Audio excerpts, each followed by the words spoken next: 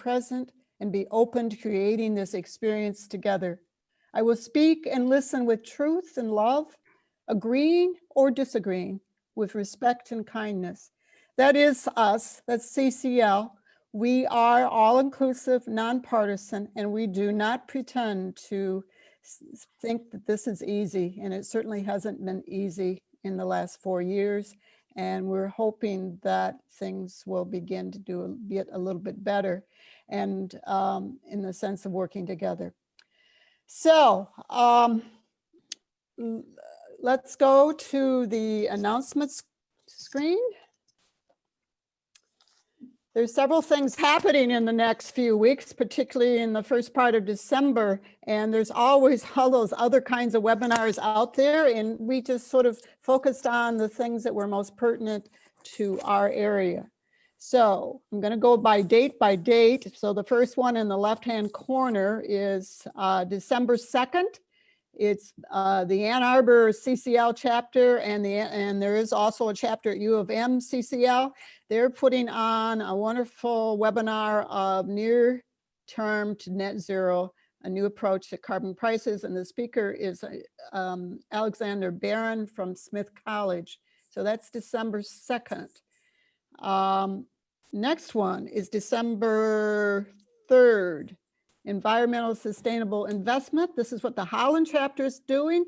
Grand Rapids did this, I can't remember, a couple of years ago, and also the Climate Witness Project. It's a great presentation. This is a different person that we use, but certainly it's all about sustainable and environmental investing, and worthwhile to attend this if you want to know more about it. December 10th. Changing our energy systems. One of our very own persons of Grand Rapids, Alan Godot, is going to be speaking on new path towards sustainable clean energy. And that is for the Grand Rapids Area Advocacy of Climate Witness Project. That is December 10th, again, 7 to 8 p.m. So all of this information will be in our newsletter for connections. So if you want to be connected, and certainly we're having this information put in the chat too, so you can watch that part. The last one is our holiday gathering and BYS. So I didn't know what that meant, but maybe you guys do. That means bring yourself. And in place of the party we always have, we're going to do it virtual. And so that means bring your favorite drink and your spirits for the holiday. And we're also going to have a meeting. It's going to be an open gallery meeting with minimal screens, that kind of thing. And it will be looking back at all of what we've done this last year and having your feedback. And that's very important for us. And looking ahead on some of your expectations and what you would like to do and have us be scheduling. Okay.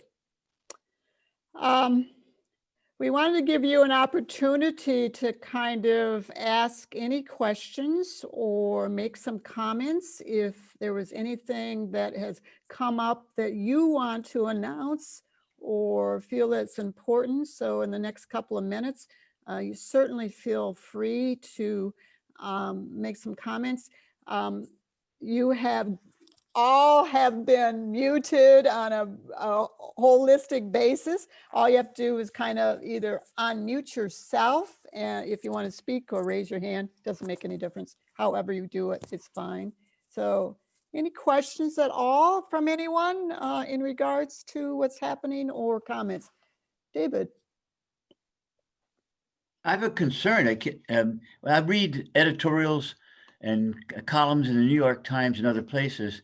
They keep talking about considering a price on carbon, then they reject it as if it's not going to be acceptable. But they never mention essentially the dividend and fee and dividend proposals. So something's wrong. Something's breaking down in the communication from CCL to these influential writers about the possibility of something that's not a tax burden. Good point.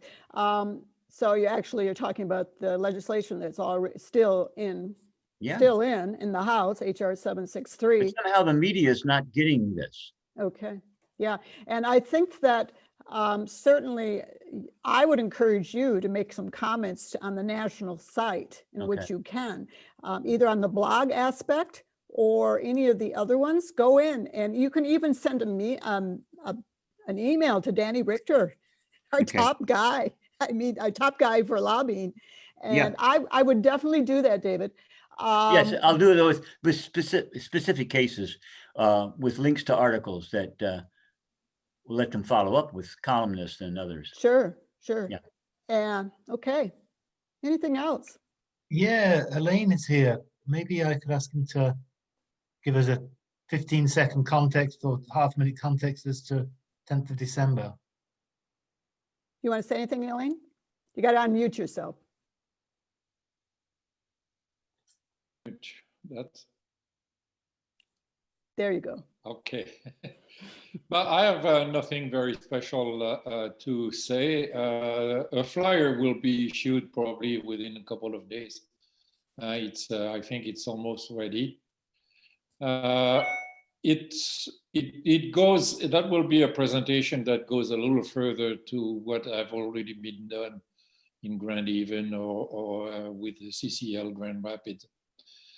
I think it's a pretty bold proposal that has the potential to save money for all of the customers that buy electricity on the grid, and also save money for people who install a solar panel and batteries behind their meter within their house. So I tried to cover the main reason, first of all, explaining how it could be organized, and then talk a little more about the reason why it is not implemented, so that everybody and all advocacy group can direct their lobbying to counterattack the resistance forces, which are extremely powerful. So Okay. that's it. You will get the flyer pretty soon. And the Climate Witness Project has done a wonderful, GRAT has done a wonderful work organizing that. As a matter of fact, it's kind of pretty ambitious. They try to involve Sierra Club and different advocacy group, some of them nationwide. So we will see what happens, what we get out of it. Thank you very much, Elaine, for giving us that explanation. Dolly, do you want to speak to the calling campaign right now? Sure, I can. I think, Jan, you're going to show a video in a little while, right? Right after you are done, we're going to go right to the Okay. video. Yes. So I have had the opportunity to watch the video before you all have, and I just want you to know that I found it very inspirational. So I want you to be all inspired by the video and sign up for the calling campaign. And I think it's a time where we all need some inspiration and some motivation and some energy. So I'm really hoping that video does it for you.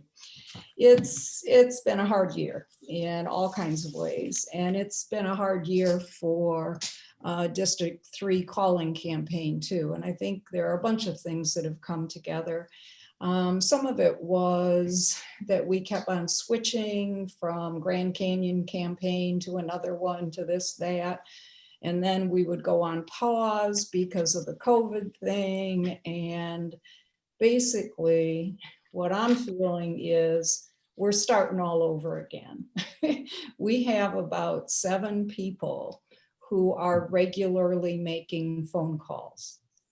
That's not enough to get much action going.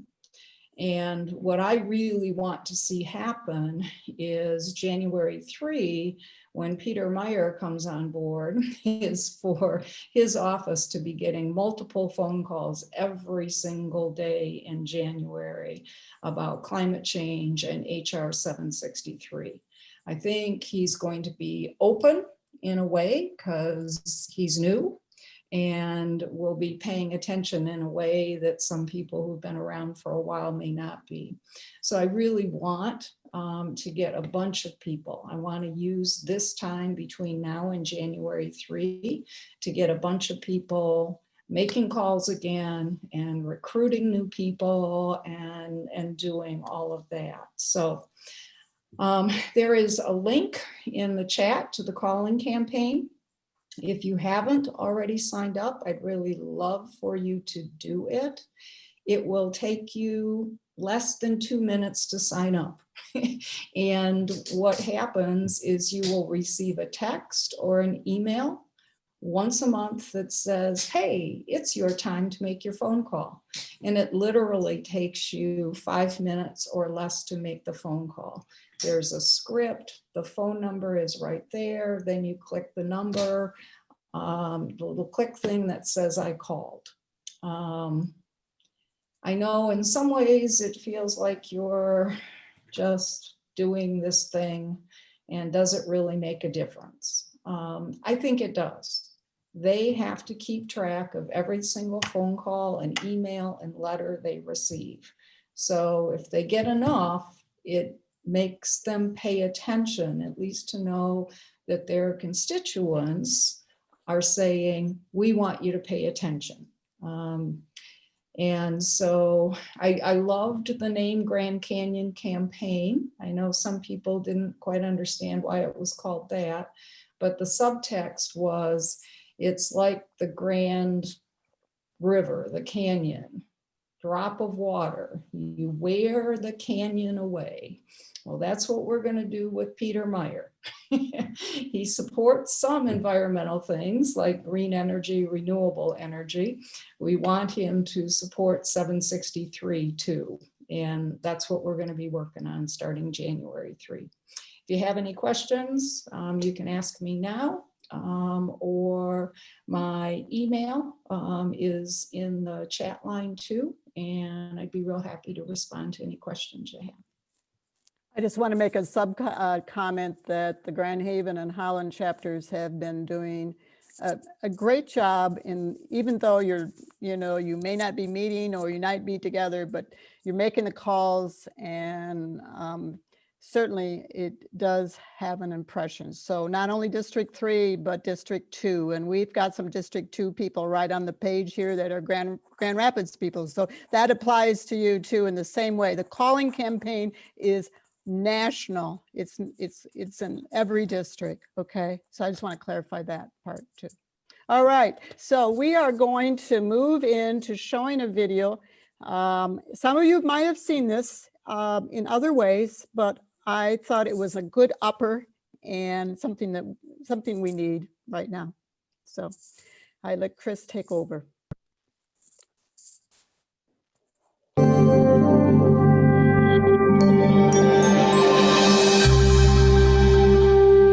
Welcome to the November Citizens Climate Lobby Call. My name is Mark Reynolds. I'm a member of the CCL staff, and I'm the host of this monthly call. What's going to happen today is, in just a couple of moments, I'm going to share a video with you that will do a way better job of introducing our guest than I could possibly do. After that video, which is about 7 minutes long, then Tia Nelson will join me, who you can see.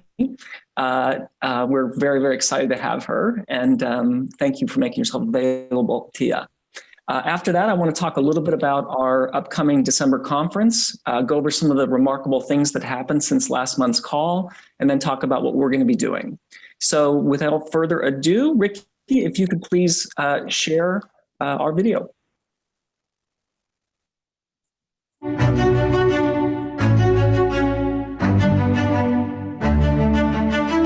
Our goal is not just an environment of clean air and water and scenic beauty while forgetting about the worst environments in America. Our goal is an environment of decency, quality, and mutual respect for all human beings and all other living creatures. Our goal is a decent environment in its broadest and deepest sense, and it will require a long, sustained political, moral, ethical, and financial commitment far beyond any commitment ever made by any society in the history of man.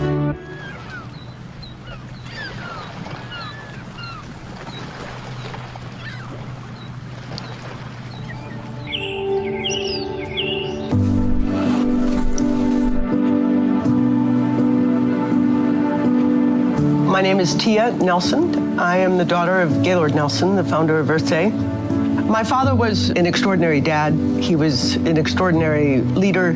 Growing up as his daughter, it was mostly a great privilege, but also I felt a heavy sense of duty to public service and to making a difference with my life. I work for the Outrider Foundation. Our goal is to educate people about big global challenges like climate change. One of my favorite quotes from my father was delivered on the eve of the first Earth Day in 1970. He said, "Ecology is a big science, not a narrow one. It's a big concept, and it is concerned with all the ramifications of all the relationships of all living creatures to each other and their environment." So when he talked about the environment, he talked about ecology and environment in the broadest sense, in the most inclusive sense. That idea resonated with students across the country. Collectively, they made a difference that was unforeseeable. This movement and this fight is about all of us, because what is more fundamental than the air that we breathe, than water, than the soil that we stand on, than the land that we love? Like, what is more fundamental to every single one of us than that? My name is Varshy Prakash. I'm from Boston, Massachusetts, and I am one of the co-founders of Sunrise Movement. We are building a movement of young people all across this nation to stop the climate crisis and create millions of good jobs for our generation in the process. And when I began looking back into what the first Earth Day was like, what it meant, the level of people who got involved, the kind of political action, I think for me, Earth Day now is about getting back to our roots. My father was brilliant at working across the aisle to build consensus. He knew when to compromise, he knew when to stick to his principles. Think of all of the important environmental laws that were passed after that first Earth Day, and they were passed with significant support from both parties. For 6 years, I said that climate change was nonsense, in as much as I represented Greenville-Spartanburg, South Carolina, probably one of the reddest districts in the reddest state of the nation. That was the end of the inquiry for me. So I admit that's fairly ignorant, but that's the way it was for 6 years. So I'm Bob Inglis, and I run an outfit called republicen.org, where convincing conservatives that they're really good on climate and that they've got the answer. It's free enterprise innovation. My son, the eldest of our 5 kids, came to me. He was voting for the first time because he just turned 18. And he said to me, "Dad, I'll vote for you, but you're going to clean up your act on the environment." It's the first of a 3-step metamorphosis for me. And step 2 was going to Antarctica with the science committee, seeing the evidence in the ice core drillings. Step 3 was another science committee trip. It's there that at a stopover at the Great Barrier Reef, great blessing there was meeting an Australian climate scientist named Scott Heron, and just being inspired by his faith to act on climate change. When Bob spoke about climate change while serving in the United States Congress, he was primaried and he lost his election. He was attacked for speaking the words climate change. This was a transformative moment in his life and led to him dedicating his whole career today to addressing the climate change challenge. For young people growing up in this country, we have been defined by the climate crisis. People who have been born after the year 2000 have never lived a year on this planet that wasn't one of the hottest years on record. We are the climate generation. And so now, at a young age, we have realized that if our politicians aren't going to do something about this problem, then we have to take matters into our own hands. Through leadership of people like Varshy, the youth movement has been energized in the last year in ways that resemble what was happening almost 50 years ago when the first Earth Day occurred. There comes a place where activism drives even the crustiest old-timer to decide to get involved. I don't think there's any other issue viewed in its broadest sense, which is as critical to mankind as the issue of the quality of the environment in which we live. Environmentalism is not a partisan issue. Environmentalism is a quality of life issue for all of us. You know, I'm very optimistic about the future. I think we're going to solve climate change. It's going to be that conservatives come together with progressives to figure out we're literally in this together. This is about not just changing light bulbs, this is about changing our politics. And if anything, we will be successful because we do it together. I want the youth of today to know that I have done everything that I can to ensure on the 100th anniversary of Earth Day, we are celebrating a brighter future. We're at a critical moment in history. We have an opportunity to address the greatest environmental challenge of our time. Are we able? Yes. Are we willing? That's the unanswered question.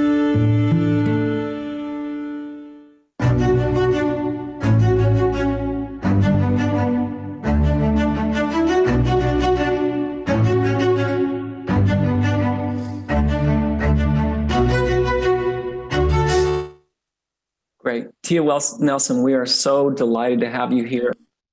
Okay. Okay. So to watch that rest of that piece, which was actually last Saturday, it comes out once a month on our monthly national call, and they feature special people like Tia. She is very, not only interesting, but inspiring. And she talks a lot about CCL and our role and what we have done nationally and what we are doing now, each as chapters. So please look her up and watch it. And I think that you have a feel for what some of the things that she talks about, but she'll get into how important our work is as CCLers and policy and encouraging people to be a part of what we are doing. Okay, next. So these are our national monthly actions. I'm just going to go through them quickly because we're nearing to the end point. CCL is wonderful because we don't ask for money much. There's a fundraiser twice a year, I believe. And this is the time, like a lot of organizations. And the $1 million fundraiser goes through the end of the year. There's various ways you can become involved in donating. The second one is Call Your Congressman. That one is specifically not only relating to the Call campaign that Dolly spoke of, but it's also is a date set on December 3rd. You'll find it on the national homepage and on the community page within the national for calling congressional people to support HR 763 during our lobby week, which is the following week after the conference of December 5th and 6th. Third point, attend the December virtual conference. You guys, you know, this is the greatest opportunity ever. It's free. And you have a chance to choose whatever time you have for both Saturday and Sunday. Sunday consists of actually 4 choices for a 2-hour seminar. And the Saturday has a lot of choices too. If you go on the community and hit on this National United We Move, you'll see the entire breakout of the schedule, and you can go ahead, sign up, no payment, of course, and be out there and get the information and be able to, whether you can, maybe you don't know you can attend right now. That's all right. Just go ahead and sign up. I think there's several thousand already signed up, so they have a large capacity to take on. The last part, when you sign up, share it on social media.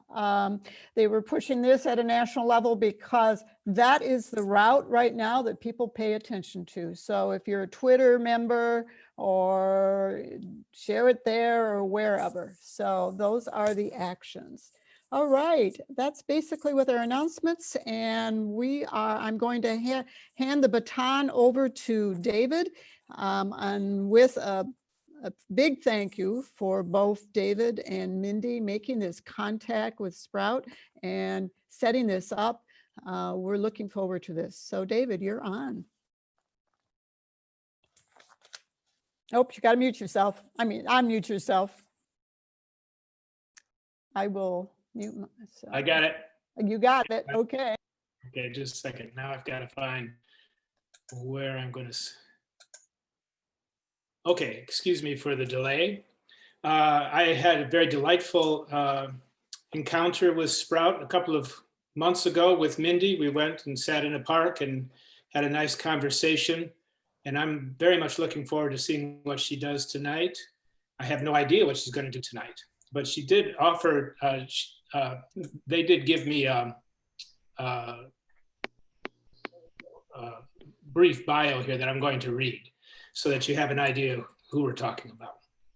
Sprout Foster Goodrich, otherwise known as KFG, is a Pisces potpourri of queerness, an award-winning writer, nationwide touring performer, cartoon character, a poetry slam master of Grand Rapids, Michigan, and teaching artist for youth poetry and community engagement nonprofit, the Diatribe.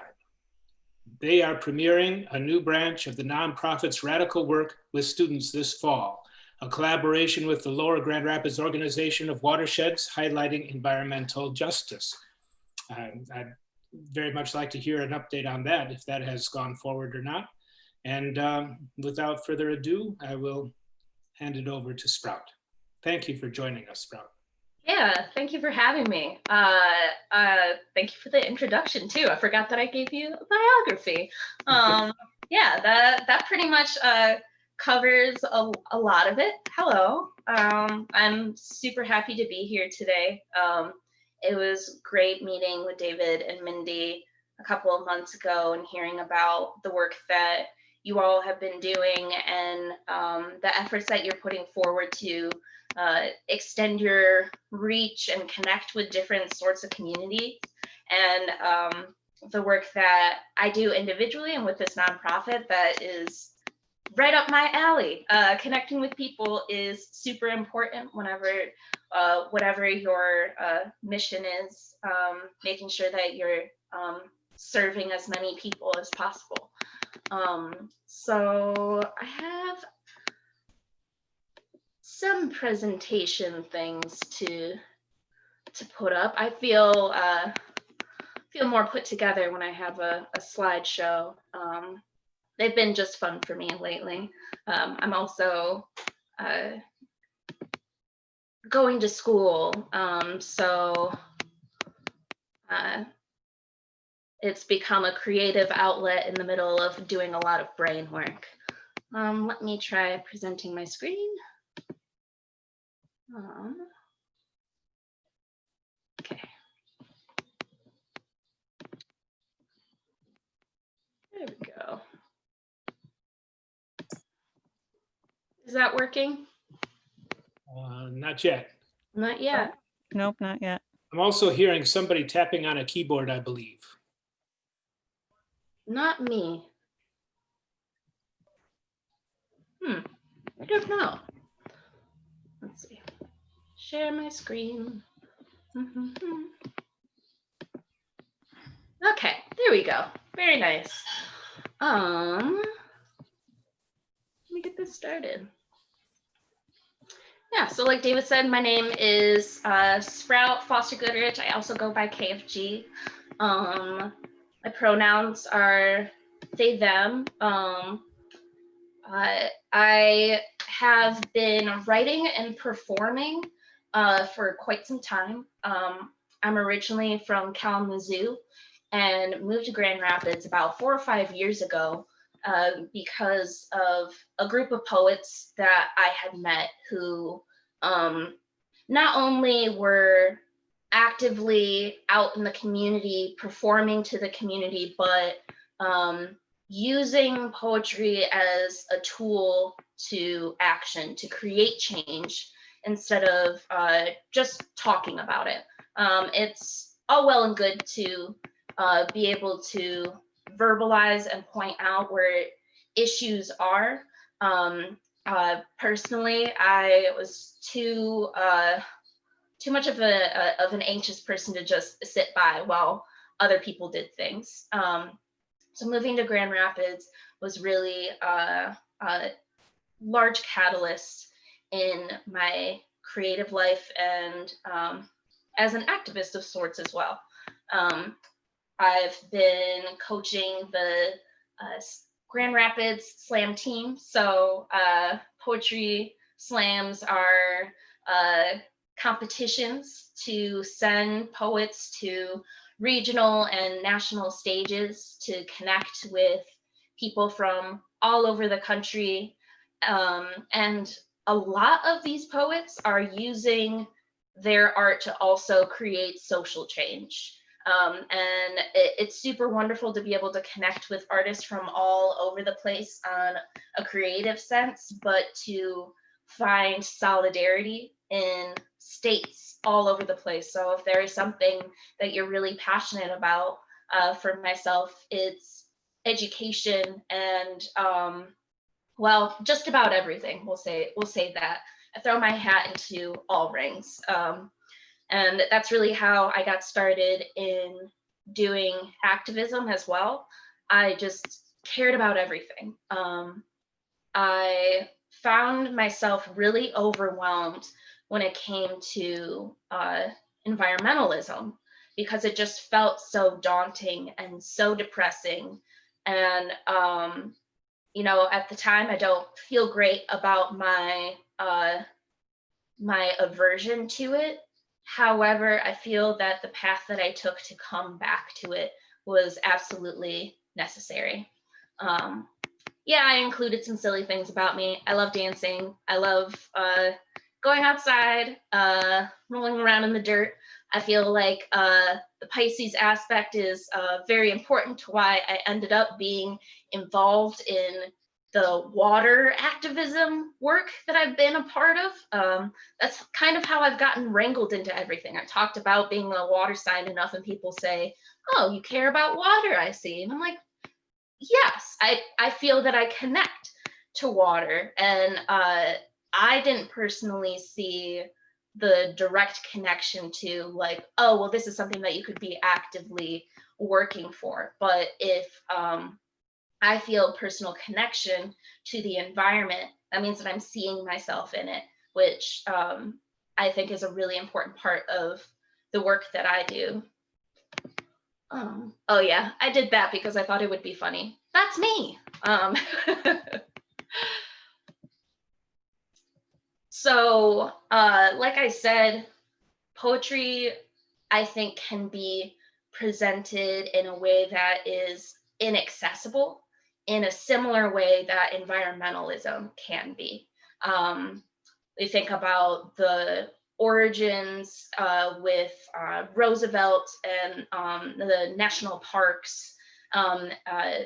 Caring about the environment was for the very elite, for those who wanted to escape into the forests, to escape the dredges of society, like poverty. They just didn't want to see it.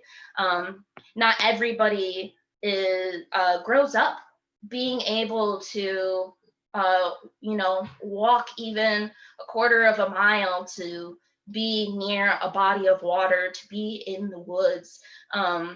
So telling broad groups of people that they should be caring about climate change when the environment has been another privilege that has been withheld from their lives, there's a bit of a disconnect there.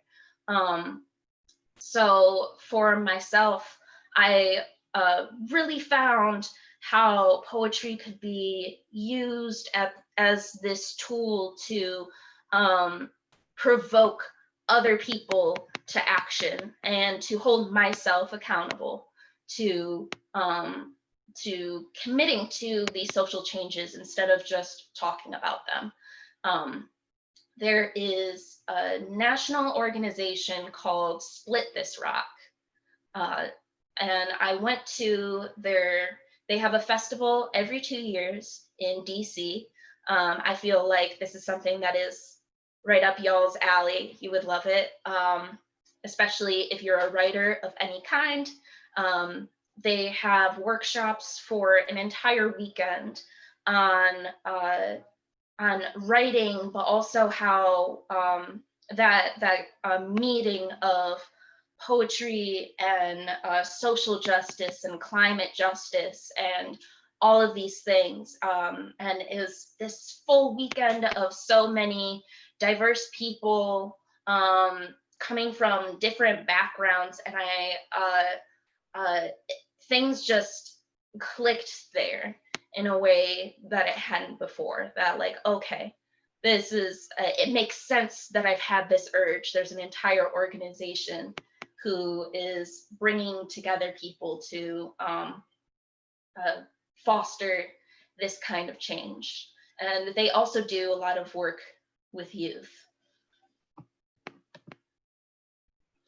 So, like I said, climate change was intimidating for me too. It felt like, I don't know why, compared to everything else, I felt like I was just hitting such a wall of sorrow when it came to, I was learning so much about like the numbers and how these really well-crafted arguments and solutions very clearly outlined were being presented to people in charge, and it was just entirely being rejected, entirely being brushed aside, and it felt very futile. And so I kind of veered away for a while. Social justice was something that I really cared about. I had been invited, this started in Kalamazoo. I don't know if any of you are from Kalamazoo, but there's some really wonderful activists there, people who are advocating for change, like Shannon Sykes, who was on the city commission for a while. She really got me into actions, speaking poems at them, which I thought was so strange at first, but it made so much sense to use that megaphone. But I came back around to climate change with the protests at Standing Rock. I had people close to me who were Indigenous. I had people who, there was just so much attention being drawn to this issue that was not only about environmentalism, but also about these people. And that's when it clicked to me, oh, environmental justice. There's something about environmentalism for myself and how I learned about it that was so depersonalized, that it was about saving the trees, saving the whales, but who are the people who are being most directly impacted? Who are the first people to be sacrificed to environmental injustices? And in this case, and in a lot of the cases, it is Indigenous people. A friend of mine who went through the environmental program at Western Michigan University had gotten a hold of me. She had just gotten back from Standing Rock and asked me if I had been interested in going, that they could really use some people there. And I was like, oh, okay, yeah, that would be cool. I happened to perform with somebody who decided to come to another performance of mine. I ran into him at the Meanwhile. For those of you who are from Grand Rapids, it's a little corner bar. Ran into him there afterward and told him, you know, this is just a guy that I had just met, told him that I had a friend who had gotten a hold of me and said, hey, you should go. If you're thinking about it, they could really use you there. And he said, well, I just got back and I'm leaving in about a week and a half. Do you want to go? I said, okay. Yeah, like I'm not a very, at that time, I was not super impulsive, but it felt like this is too good. This is too good. I ended up going with 3 people. We loaded up my little Chevy Aveo with so many supplies and went there in the winter. The pictures that are on the slide are from then. Being there It's undescribable. I put it in my mind as like walking through a dream. It's such a sacred place, and it's so palpable how important their environment, how sacred their environment is to them, and how integral it is to the people that they are. They are inseparable from their environment. And there are so many people who showed up to say, no, we won't stand for this. And being there, I wasn't there for a super long time, but in the time I was there, seeing the strategies that were being used to silence people, the technological warfare. There is no reason for there to be no reception in this area. It had been intentionally blocked out from the camp, and there was one space you could go to, and they called it Facebook Hill. You would go to post things, but my phone had his phone really blatantly infiltrated. One day was sitting up there and looked back through his camera roll, and there's all these pictures taken of him without his consent, just sitting in his camera roll. Another day, after the pipeline was supposed to stop construction, that's what national news said, he came across construction happening. He takes some pictures. He's walking back to his camp and just slowly sees these pictures being deleted from his phone.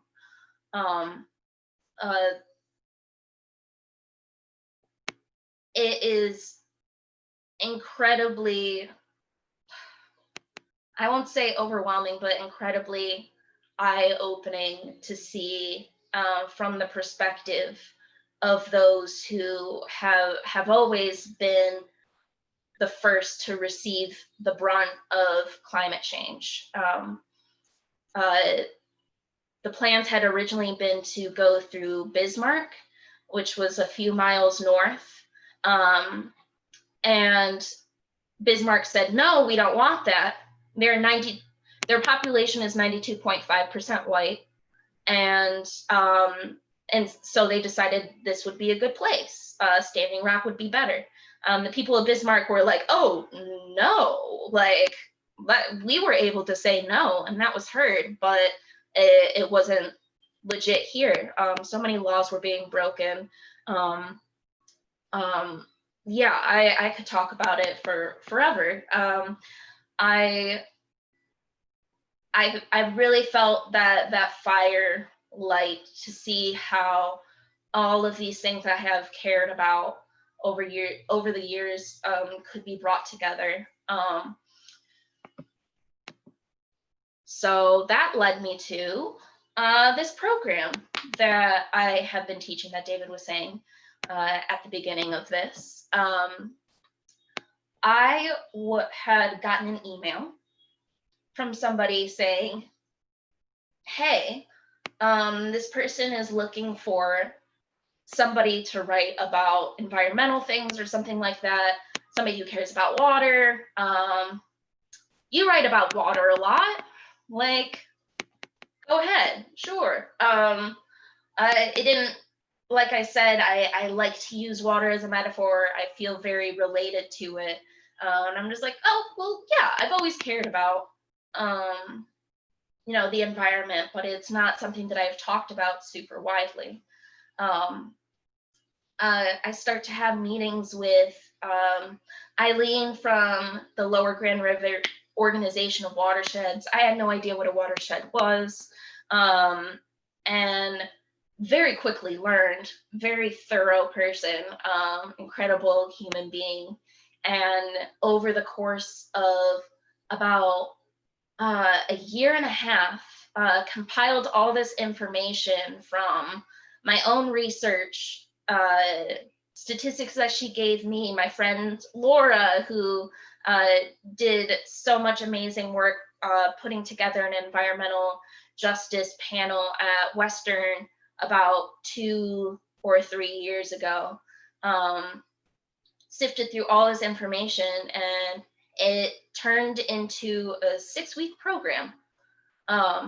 So I also realized that I'm spitting a lot of information real quick. So if you have any questions or need me to pause on anything, please let me know. Y'all are I've been working with middle schoolers all day virtually. So I am used to having to scroll through and seeing if they're paying attention at all and stuff like that. The Diatribe, like David said, is a nonprofit organization that uses poetry to empower youth. You know, that's a pretty broad statement when you first hear that. A lot of what our work started with was getting students to talk about the experiences that they were going through and processing mental health, really looking at the different identities that they hold, and learning how to share their experiences with their peers, which is, whoa, such a game changer. I mean, myself growing up, I don't think that I could tell my peers the kind of vulnerable things that these students are telling one another. And the amount of camaraderie that it's building, knowing that the sharing of these stories are creating community versus making them feel isolated, like mental illness tends to, like any hardship tends to, is super powerful to watch. So our nonprofit has collaborated with other organizations like the Fair Housing Center to give students some really wonderful history and information and some stuff that would seem like it could be pretty boring and students wouldn't digest it too much. We're usually working through with middle schoolers, high schoolers. These students really surprised me with how receptive they are.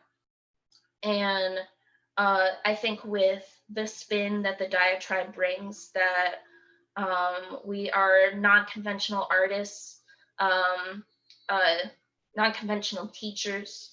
We put our identities front and center because the world, oftentimes it feels like, wants us to put those to the side in order to work with others. But for us, it's about bringing them to the table to encourage students to find themselves, find themselves in, a teaching artist who is a queer Black woman, find themselves in a teaching artist who's never had their dad around. We try to be as vulnerable as possible so students can begin to break the silence and find community wherever they can, starting in their classroom.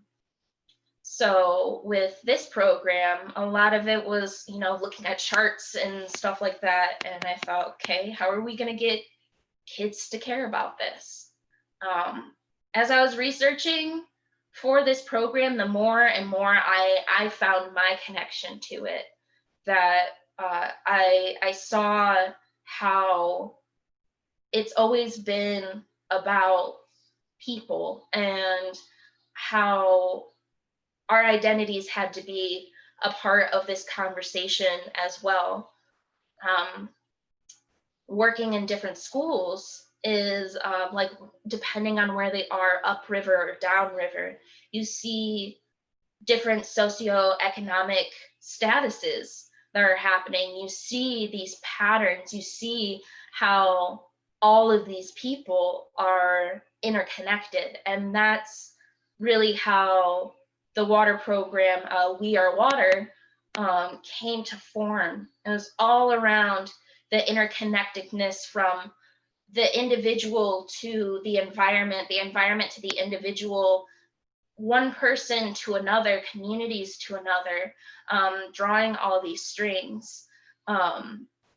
So in these 6 weeks, students are learning about what environmental justice is and its history.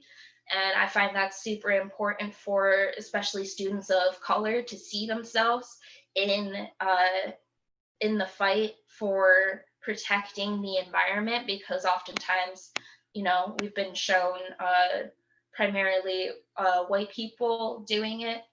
Seeing yourself in something and seeing that, like, okay, there is a space for me, is super empowering for students. They learn about what watersheds are and other environmental features that are affected by climate change, getting into some of the technicalities of how climate change works, who is most affected by climate change and why. So focusing on these frontline communities, Indigenous people, people of lower socioeconomic status, people of color, and especially knowing the history of environmental justice starting because they wanted to put a dump in this Black neighborhood, and they said, no, like, we won't stand for it. They didn't win that case. However, it did, you know, set a spark, and it's continued to this day. And learning about their own personal connection with the environment and how they can contribute to the movement, to advocate for climate justice.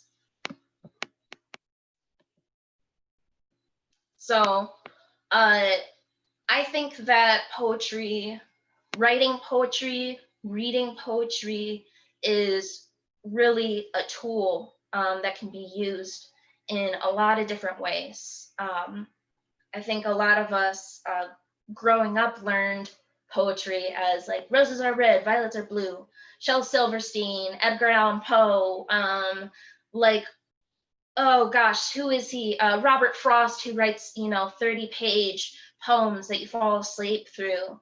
I mean, if you're into it, like, I totally understand. It's just not, it's not my jam. It's not my jam. It's not how I got into poetry. But especially performing for students, our poems are so narrative based. We're telling our own stories. We're sharing these vulnerable things. They already see how, okay, this is different. This is different, and this is something that I could do. We're not about trying to get kids to write, you know, the most amazing poem in the world, especially not first draft. We're just giving them the space to communicate and say, and tell them that, like, whatever you have to say is totally cool, is like gratefully welcomed. We are going to encourage you so hard, be screaming for you from the sidelines always. At the end of our programs, we usually have a like end of program assembly where they can perform in front of their classmates, sometimes their entire school, and it is incredible. It is incredible. I'll say more about that later. So poetry as a tool for reflection in reading and writing is finding, in reading, it can be finding yourself or seeing how you resonate with different things. Sometimes Split This Rock has a tagline of poetry for provocation. And I had to think about what provocation meant. And it just means, for me, it means just waking something up, provoking something to action, to self-awareness. And I think that's what poetry can do in reading and with writing. I encourage students to share their stories, even if they seem like, you know, this isn't really, it's not that unique, it's not that special. I tell them that they're the only person who's living in their brain 24/7. So of course, any thought or story that they have doesn't seem that interesting because they're listening to their own perspective all the time. Nobody else is hearing from that perspective.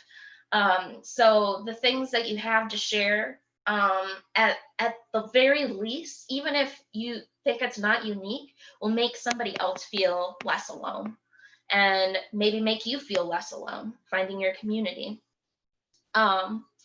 It's also a tool for clarifying the connection between the personal and the environment, as well as other subjects which are considered political. So for some of these students, they have never seen a body of water that is larger than a stream. They've never been, they've lived in Grand Rapids their whole lives and have never been to Lake Michigan.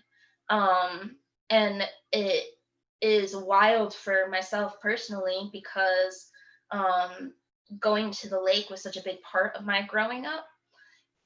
And being in a room full of students with these varying experiences, having these conversations and realizing like, wow, why was your life so much different than mine? Why is your relationship with the environment so much different than mine? And that can have to do with accessibility. You know, if students have parents who are working 2 jobs, they might not be able to drive them. Their parents might not have a car because of poverty.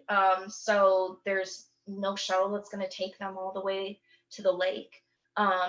There's all these historical conditionings of keeping people of color out of water, and that kind of trauma gets carried down through generations.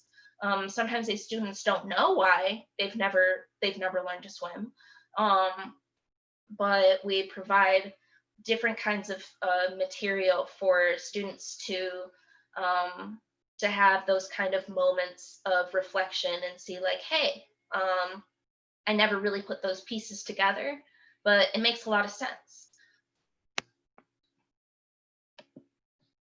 Poetry for provocation, because it's such a cool phrase. I love it so much.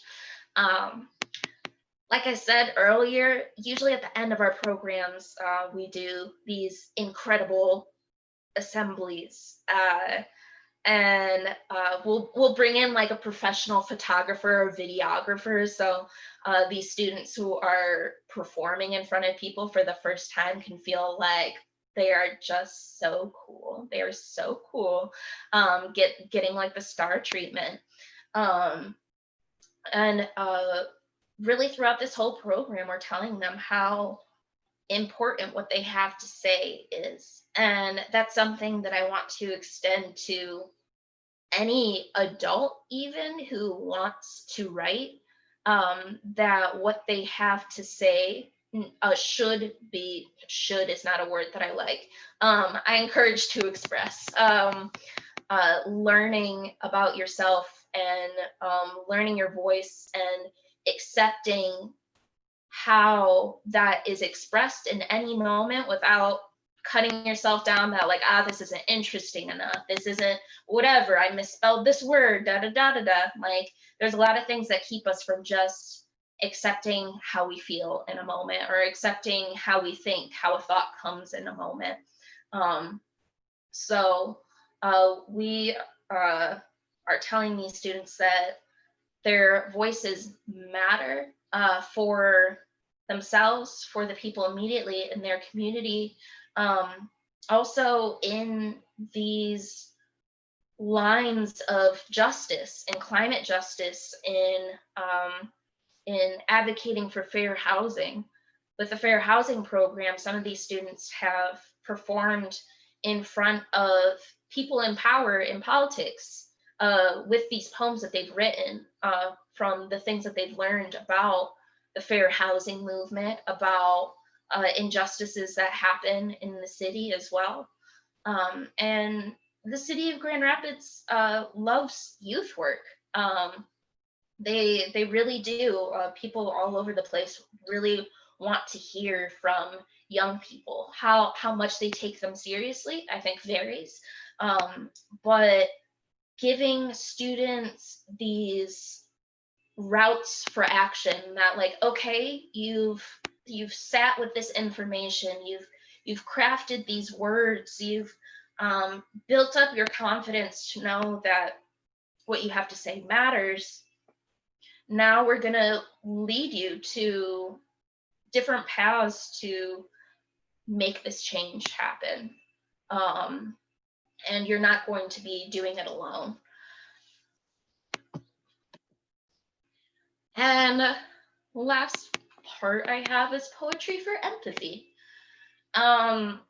So in these programs, like I said, it's not so much about getting students all these technical skills of poetry. They pick them up along the way, of course. You listen to enough poems from world-renowned poets. You read enough of these things, you start to pick up these ideas, and they're kind of innately there. The idea of personifying the environment or finding yourself in the environment, I think, is super crucial. I think in a lot of cultures, there has been very deliberate severing of connections to the environment, you know, to take away that connection. People aren't able to use the resources of the environment to support themselves. They can lose a sense of their spirituality. It's happened across cultures, for everyone, even for white European Americans. That is a tangent. We can talk about the Foreign Americanization program another day. I find that for myself, how I had started writing about water was so much a metaphor for my gender identity. And it's such an interesting way to get into this kind of work, where it's just like, well, why would there be a connection here? You know, why would somebody see like, okay, this person writes a lot about water, like gender fluidity and how I experience my mental health as water, as things that change, that can be tumultuous, but also malleable and really powerful.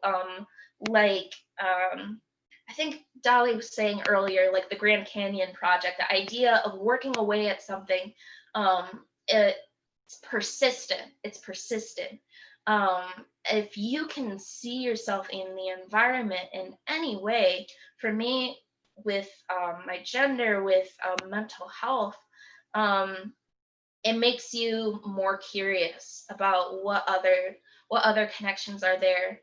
It makes you have a personal sense of responsibility. I think it makes you really see that it's like a family sort of tie, that we do not have to be so disconnected from the environment. And there's so many similarities between us, and that we are not disconnected ever from our environment.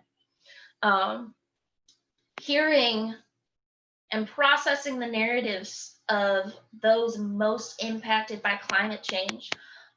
In all of these lessons, we are sharing videos of poets. Sometimes it's whole groups of poets doing these group pieces, which are super powerful, talking about different aspects of the environment, or using the environment as a metaphor to explore their own experience.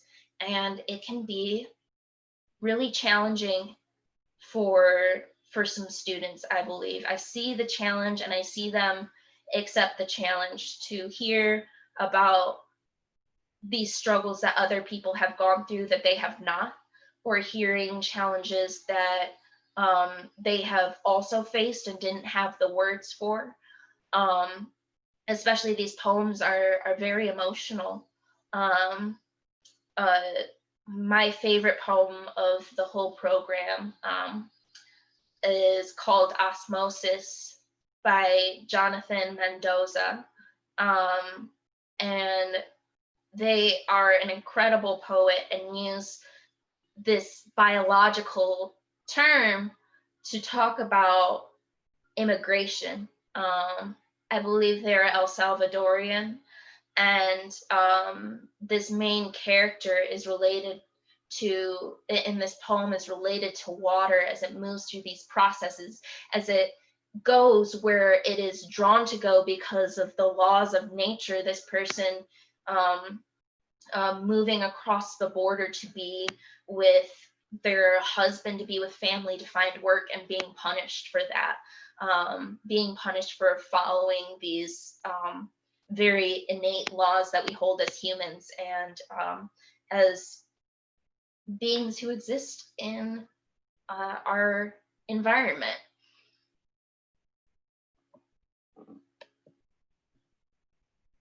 So I know that I said a lot of different words. I say words, I string them together. I wanted to open it up for you all to ask any questions if you have them, if it's about the Diatribe, if it's about the watershed program. I tell my students if it's, you know, my favorite food. That really got them going today. This early class today was not talking at all, but we started talking about food, and the chat was just blowing up about tacos. It was great. Yeah, any questions for me personally? Want to open the floor for that.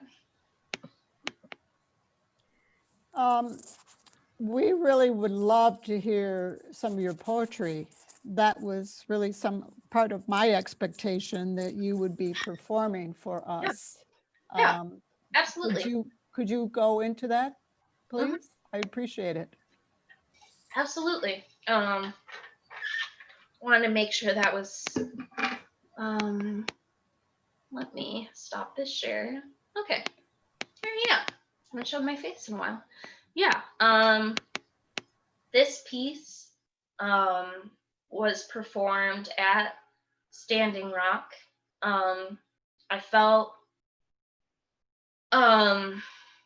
very humble being there, and didn't want to, I wanted to be there in service and not to occupy any more space than that. But I was actually really encouraged by the Two-Spirit camp that was there. And that really drew that connection, like I was saying, about like, okay, I wrote this poem that's about, you know, my gender identity and stuff. How does that make me an activist for climate change?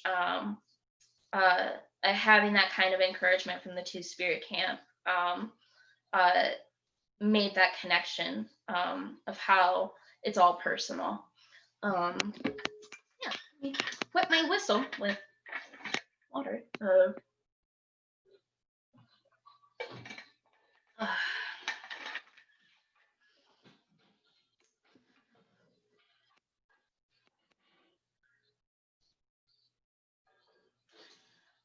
I am a Pisces human, composed of somewhere in the range of 55 to 65% H2O.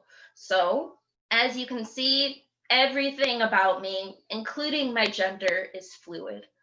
Like the alternations of tides contingent to the moon's lure. It's just a phase. Well, that is true, but the moon has phases. So I don't take that as a phrase of devaluation, because I am a yin-powered sea machine that demolishes dams and reasons with beavers. I run only forward and build outward like the other salmons who learned to fight early on. How else is one to become strong without something to push against? We would have never known to love the easy win the way we do, or the balance of gravity, because too much and people are cathartic pancakes pasted to the floor, sharpening the few points they can find in this world, however too little, and muscles unravel limp.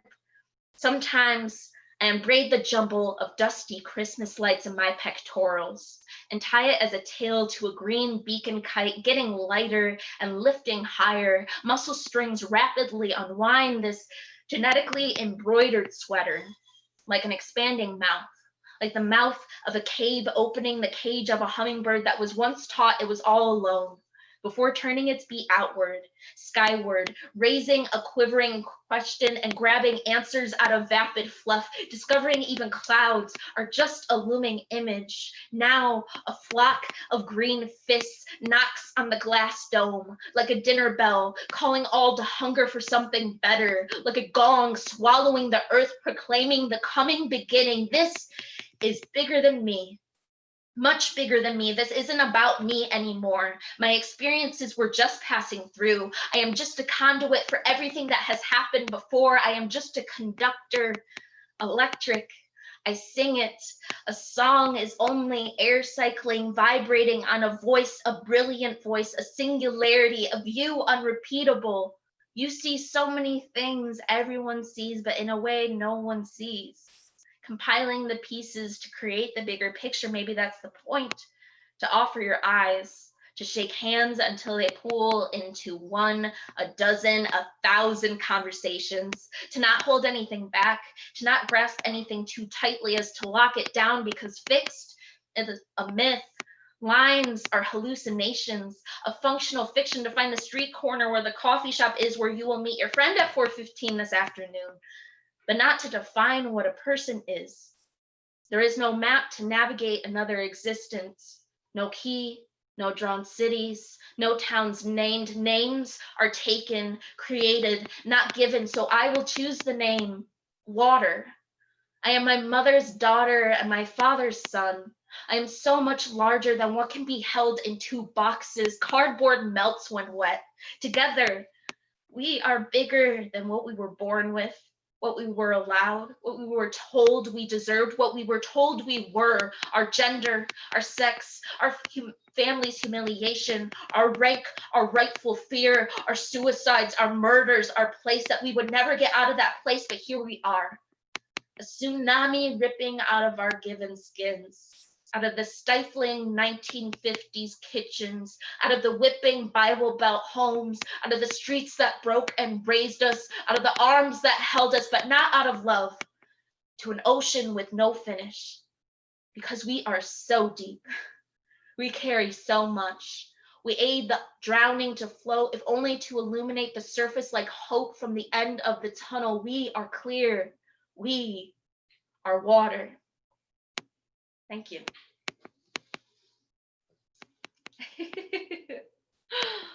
Thank you. Thank you. Thank you, Sprout. That was awesome. I have a question for you too. One of the things that I noticed and that you do so well with your middle school kids is to create a safe space for them to communicate through. And I feel like we could learn from you. We're trying to expand our group, obviously, and it probably won't be middle schoolers, but we're hoping to get more diversity and younger people involved in our movement. What advice could you give us in ways to create a safe space? Yeah, I think putting diverse folks in positions of leadership and using their input to change things. I think I see a lot of initiatives for diversity and bringing more variety into organizations without actually taking the input of these folks and having it be integral. It is there can be cultural reasons, there can be personal reasons for why they see things needing to be shifted around. I'm pretty fortunate through the poetry community of getting to meet people from lots of walks of lives,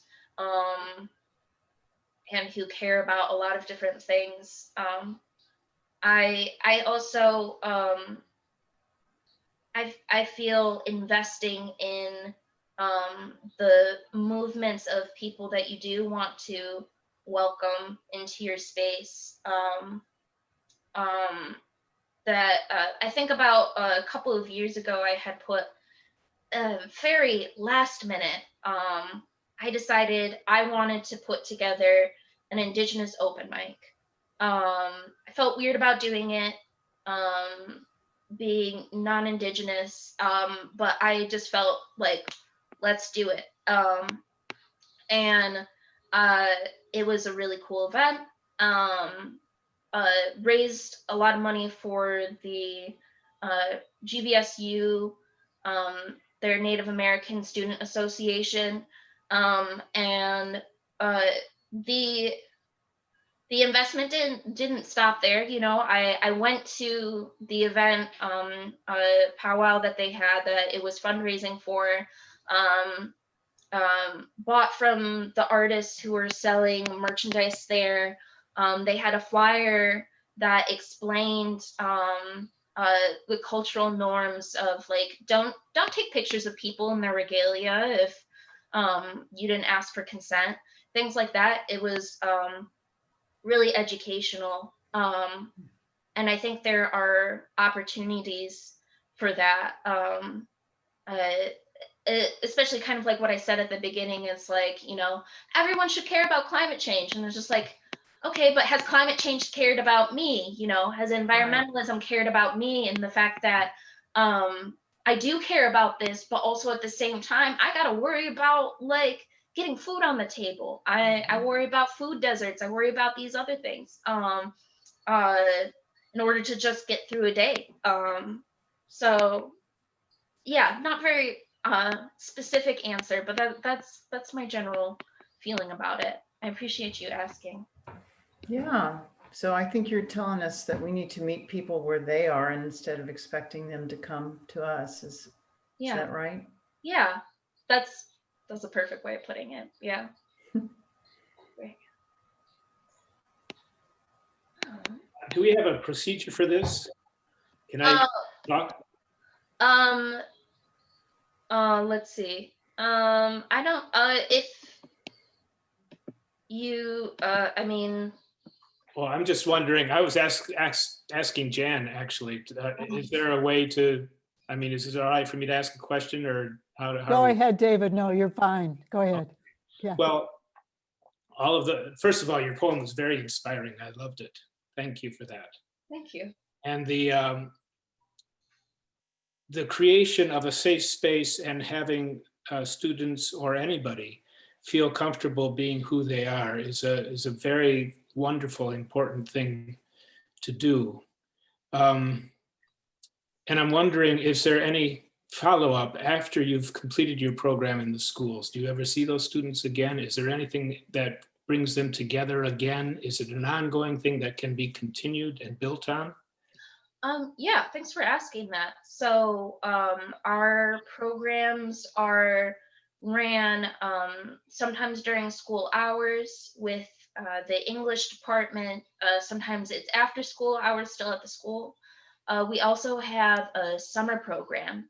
So for students who are interested in continuing to do work with us and to build on their skills, they are invited to join us for the summer to build on those skills.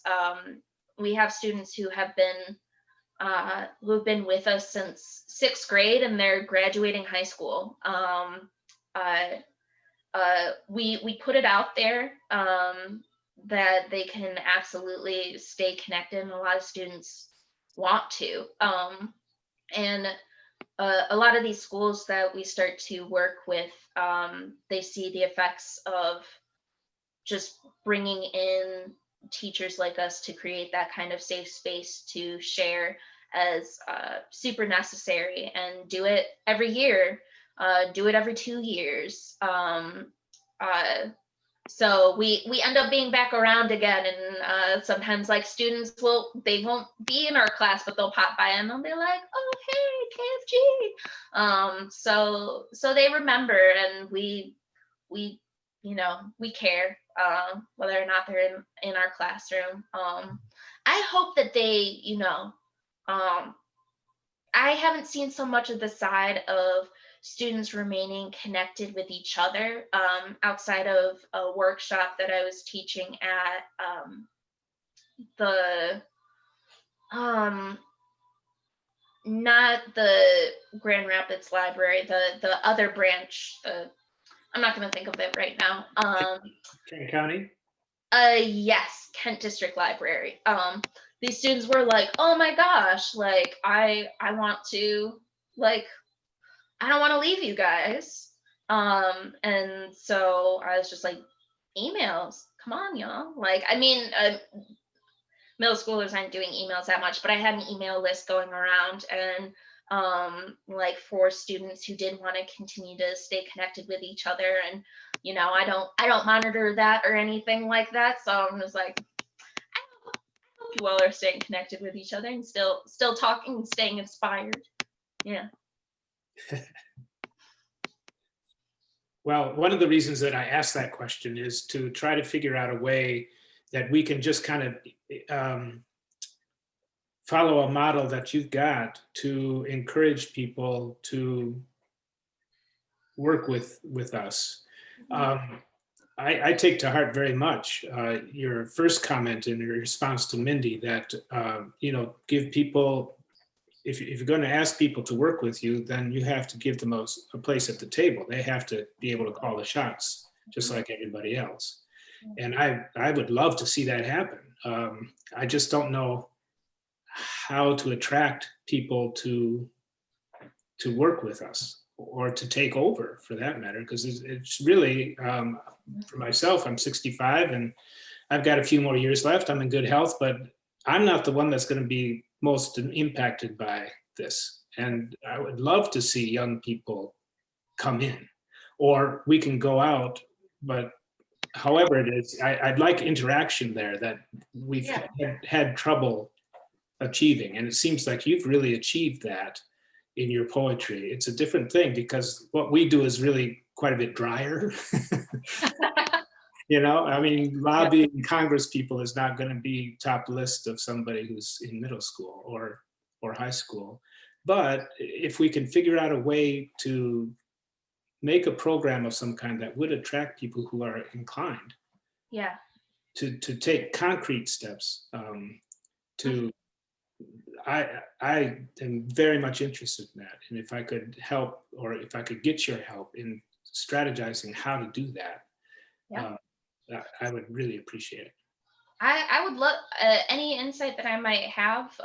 I don't have, the kind of experience that you do working with this kind of organization. So yeah, absolutely. There was the last presentation that I had come to, the meeting like this, because I wanted to see what it was all about. One of the presenters had talked about having a climate plan that these students were creating, like these pledges that they were creating. And I was thinking about like, oh man, this is absolutely, I want to do something like that with students at the end of our program. If that is something that they're feeling so inspired to do, is creating this pledge and going out into their communities. I think that, I can see a lot of different ways of how, students can just see different examples of adults being engaged, of I think seeing all the different perspectives of here are different things that you could be doing. Not every middle schooler or high schooler does want to be out in the streets, like with Sunrise Movement. Some people are more have the mind that's geared toward like legislation And like I believe Dolly had said about the like making phone calls and stuff like that. Whenever I talk to anybody who is feeling inspired to action, but they feel like, I just don't have the skills. I don't feel like, I can be that person who's out in the street waving a banner. So there must not be a place for me. I tell them, whatever skills you have are useful. You have to find your people, and that does take work. It does take patience, and I've been privileged enough to have a community around me. So going out and finding community is not something that I've had to do in a while in my own experience, but I think it's the same thing with students, that there are different things that they'll be interested in, and if they feel like their voices are heard and that they matter, that I'll definitely want to point them wherever their hearts will find most home at. Thank you. Yeah, absolutely.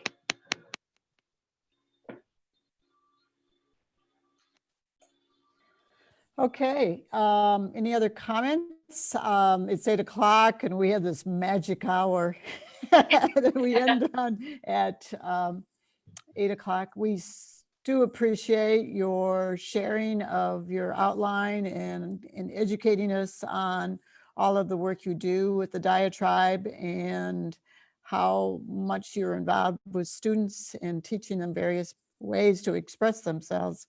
And your poetry piece was magnificent. Thank you very much. Thank you. So any other questions or comments? We normally end at 8.